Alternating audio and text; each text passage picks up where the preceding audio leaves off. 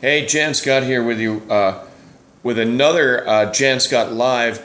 We're watching Newsy, and they really present the news in a way that I can comment on it, and we can have a talk show. So here we go. This person said, if anyone dares to trample over our sovereignty and the right to existence, we will not hesitate to pull a muscle-flexing trigger in order to defend ourselves. This is North Korea. Countries have seemingly been deadlocked since President Trump and Kim's Vietnam summit earlier this year. It ultimately ended with the two leaders unable to agree on steps toward denuclearization and lifting U.S. sanctions. Since then, North Korean officials have repeatedly urged the U.S. to come up with a new approach. And Kim has even set a year-end deadline for the U.S. to draw mutually acceptable terms to salvage negotiations. Despite the stalled negotiations, President Trump and Kim recently exchanged personal letters. Although the contents were not disclosed, President Trump called Kim's note beautiful, while Kim described the Commander-in-Chief's letter as excellent. These two knuckleheads. I have nothing to say. Former Special Counsel Robert Mueller has agreed to testify publicly next month after receiving subpoenas from the House Judiciary and Intelligence Committees. On Twitter Tuesday, House Judiciary Chairman Jerry Nadler said Mueller is scheduled to testify on July 17th. This is the first time he'll answer questions publicly about his nearly 2-year Russia investigation. The Justice Department released a redacted version. This is going to be fun, right? And ever since then, Democrats what do you think is going to happen here? This is going to blow the whole thing right out of the water. Look at this. He has two phones. Check that out. Why does that guy have two big phones? Do you see that? What the fuck? Americans have demanded to hear directly from the special counsel so they can understand what he and his team examined, uncovered, and determined about Russia's attack on our democracy, the Trump campaign's acceptance and use of that help, and President Trump and his associates' obstruction of the investigation into that attack. The news comes as sort of a surprise. During a news conference back in May, Mueller said he didn't want to testify since the report served as he wants to testify. He also said he wouldn't go beyond what's already in the report. Attorney General William Barr said he had no problem. I've got no problem. Bullshit. He's got a problem. Jann Scott with you. Lawmakers are set to vote Wednesday on authorizing a subpoena for Kelly Conway. We are watching Newsy, and I'm commenting. On Monday, White House attorneys told the House oversight. Look at this newscaster. She does not look like one of the newscasters that you see on, like with all the flip hair and all that. She's got a T-shirt on, kind of plain makeup. Look at those eyebrows. She looks like she belongs in the Munsters. Earlier this month, that the administration fired Conway. The Office of Special Counsel says Conway violated the Hatch Act. I don't think she violated anything. They're just after her, but I'm like, what she's done happened so many times with so many White House officials over the years. That's like. Cummings told media outlets he'll move to hold Conway in contempt of Congress if she doesn't comply with the potential. She looks like that chick Ricky. President Donald Trump has said he won't fire Conway on the watchdog recommendation. They're reaching here. The Dems are reaching on this one. A U.S. District Court judge has ruled that a lawsuit filed against President Donald Trump by some 200 congressional Democrats to move forward. District Judge Emmett Sullivan issued his memorandum opinion and order Tuesday. Justice Department lawyers representing the president had asked that proceedings be stayed to allow an immediate appeal to a higher court. The Justice Department is representing President Trump since he is being sued in his capacity as the president. Sullivan denied the agency's request as moot, saying the president failed to meet his burden of establishing one of the 3 criteria required for the appeal. For perspective, those types of immediate appeals are rarely allowed. Congressional Democrats filed the lawsuit back in 2017.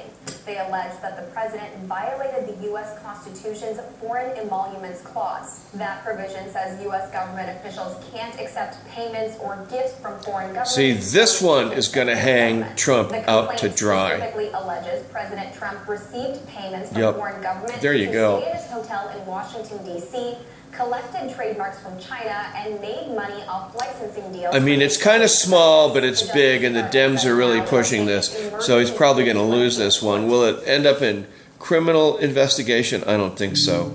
Jann Scott commenting on Newsy as we're talking here. U.S. Customs and Border Protection Acting Commissioner John Sanders is stepping down. Yeah, he threw up his hands. He went, fuck this. Resignation is effective as of July 5th. Sanders made the But announcement in a they don't say here, agency employees. but what he did... He wrote, although I will leave it to you to determine whether I was successful, I can unequivocally say that helping support the amazing men and women of CBP has been the most fulfilling. Bullshit. They always say that when they leave. Working with these amazing... No. They're cops and they're, you know, rousting people and putting them in concentration camps. I mean... He did say at some point, like, it's too fucking big of a job for me. This is a mess. I'm out of here. Smart move. Took over the commissioner position for Kevin McAleenan, whom President Donald Trump tapped for Homeland Security Secretary. Nice. All the same organization, incidentally. But they have a mess on their hands. The White House warned House Democrats on Monday that President Donald Trump will veto their emergency funding bill for the U.S.-Mexico border if some changes aren't made to it. The humanitarian aid package. What the hell good is this then? The $4.5 billion in emergency funding the White House requested in May for operations at the border. Beyond providing almost $1 billion for food, medical supplies, and processing facilities for migrants at the southern border, the bill also includes funds for legal services for unaccompanied migrant children. Makes sense. And a processing center. Look at that tent. Look at that. Look at that tent there underneath the bridge on a highway. Jesus. House lawmakers also attached a series of restrictions to the bill, including provisions on the living conditions of migrant shelters, congressional oversight requirements, and protections for sponsors who take in unaccompanied migrant children. In its letter, the White House said the provisions are designed to hamstring the administration's border enforcement. It's true, they are. House Democrats discussed the bill in a meeting Monday night. Some Hispanic and progressive lawmakers are reportedly pushing for more restrictions. They're never going to get their way. They should give it up. The press noted that timing is an issue. Democratic leaders want to bring the bill to the House floor for a vote as early as Tuesday. So those tougher provisions could instead be included in separate legislation if there's enough support. If the House passes its bill, it's going to have to figure out some way to negotiate with the Senate, which is working to pass its own bipartisan emergency funding bill, totaling almost $4.6 billion. Wait. The Senate's probably not going to pass it, and the President's definitely not going to sign it. And the reason is he wants that wall, and they're not going to give it to him. So it's a stalemate, and the Dems are blaming President Trump and the administration for, first of all the caravans coming through. That's not the GOP problem.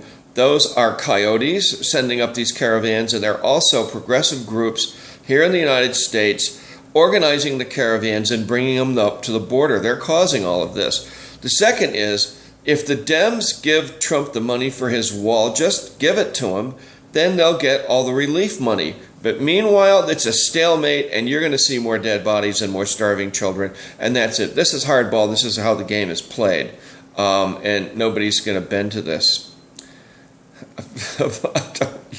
To me, it's like, just give them the wall. Who the hell cares? Jesus. You want to save these people? You want DACA? You want the dreamers, to be allowed to remain in the country? Give Trump the wall, for Christ's sakes. Don't be so hard-headed. It's a dumb argument. It is. It's a really stupid argument. All right, here we go. Oh, is this going to play? Here it is. All right, that's it. In a last-minute announcement, President Trump delayed large-scale ICE enforcement actions while urging Congress to make changes to the country's immigration laws. But what type of change is he looking for? He's repeatedly criticized our asylum system and so-called loopholes, but he hasn't been real clear on what loopholes he's talking about. Wait, let's stop right there. He is right, and he's told you what the loopholes are. So this reporter is off. The asylum issue is being used so these people can flood the borders. I mean, the very same thing is happening in Germany and France and Spain with Africans and people from, the Middle East. We have the same problem here. It's just people from Mexico and Central America.